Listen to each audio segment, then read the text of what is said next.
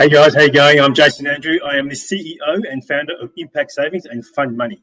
And our mission is to help create more happiness in the planet. And we do that by helping you eliminate financial stress. Because, when you don't have stress about your money, you're a happier person and you have a contagious effect on others. And we believe that just by you being happy, we can help create happy people. And when we do that, we have a happy planet.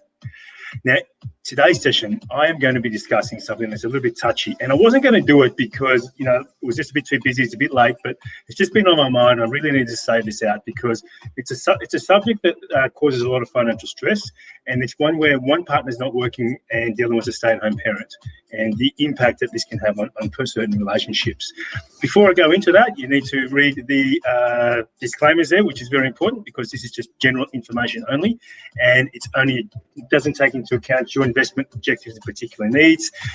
The content should not be relied upon as the basis of an investment decision, and you should seek independent advice from a professional advisor before making any decisions regarding the content or any investment.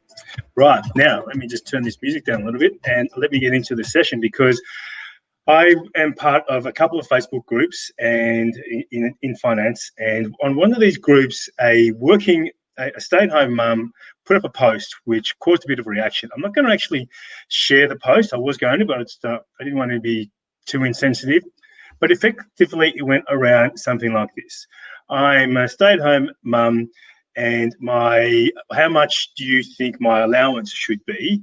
Because I'm only getting $50 a week, and my husband says I need to sort myself out, and I need to come back and let him know how much I need. And can you help me out here? How much do you think I need? Now, the response that this got was, which thankfully was more about, well, what's going on with your relationship as in terms of how much do you actually need? And because you can see this is actually a cry for help. And if you find yourself in a situation like that, then that is actually what is called financial abuse. And so financial abuse is when someone takes away your access to money, manipulates your financial decisions, or uses your money without consent. And once you know this, there's ways that you can get help and regain your independence. And what you can do is to go to this site here, moneysmart.gov.au/financial-abuse, because if you are actually in a situation like that, then you need to be able to feel comfortable and take some action to do that. Now, you can do this anonymously, so just do it, because I know this is a massive, massive thing. It's not just simply just getting in there and ringing somebody up, because you're talking relationships here. So I'm not a relationship counsellor. This is all to do with money, but money does cause stress. Now, in this, you will get lots of great numbers. I might just do a really quick screen share just so that you can see what I'm talking about. So in here, you will see here, this is the website, so money.smart, the government website. And let me just remove this so that you can actually see what I'm talking about. And there are some really great numbers here that you can call or email, and some of the 24 hours a day. So crisis support, help for families, family violence, helping you struggling out of debt, the National Debt Helpline, and also even family counselling and relationships. So, this is actually a really big topic, and if you do feel yourself in this kind of a situation, then I'm going to encourage you to take some action. So I'm not going to dilly-dally around and beat around the bush because it's a serious topic, and that's the reason why I decided to do a live so late on tonight. So that's that piece done, right? So let's say you have recognised that you're in a situation. Now I'm going to tackle it from a different point of view on how you can answer that, because I'm not going to give you an answer on how much you need. I'm going to give you a different point on how you can answer that question. And the first one is simply this. So if you are actually a stay-at-home parent and that you are not working and you are being made to feel guilty about it, then you need to, just stop and think, well, how much is what I'm doing worth? Because I'm not talking about the emotional bonding and those sorts of things with children, because I've got 3 kids. So it's more about how much is what you're doing worth financially. And this is a really great answer you can give somebody who's giving you some trouble, hard time, being an idiot, a bit of a dick because you're not working. So the first one is this: how much does it cost to actually hire a full-time housekeeper? Not just someone that comes in. We pay our cleaners like $90 for an hour's work. Imagine if you hired somebody out for the whole week.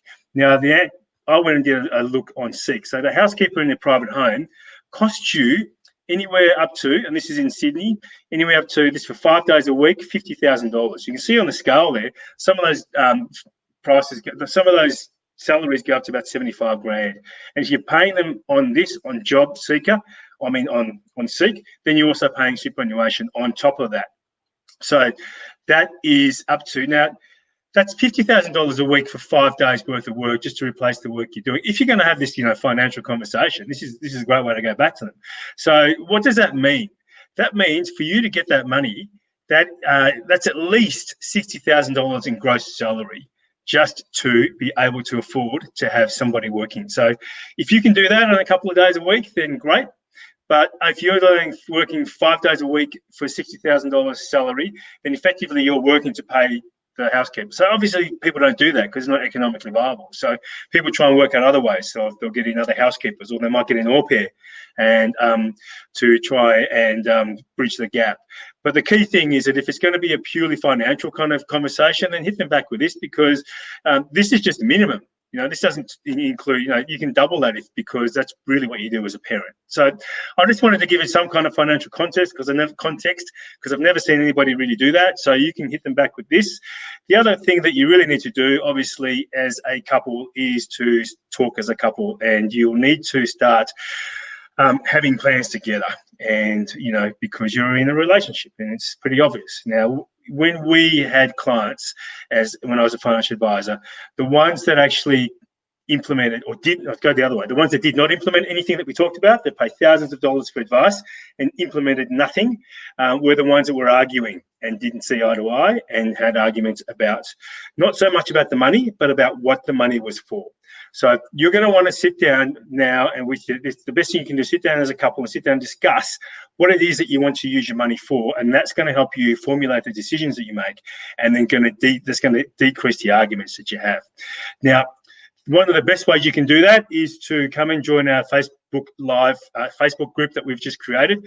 And I'm really going to encourage you, if you are a couple, then you really need to get on board with this, because this is the time for you to start planning towards next year. So this is 21 days of awesome for 2021. And what I'm talking about here is getting together from the 30th of November to the 20th of December together as a couple, and sitting down and with a group of like-minded people, so you can discuss things that don't have to do anything about money to start with, but will eventually be a money conversation.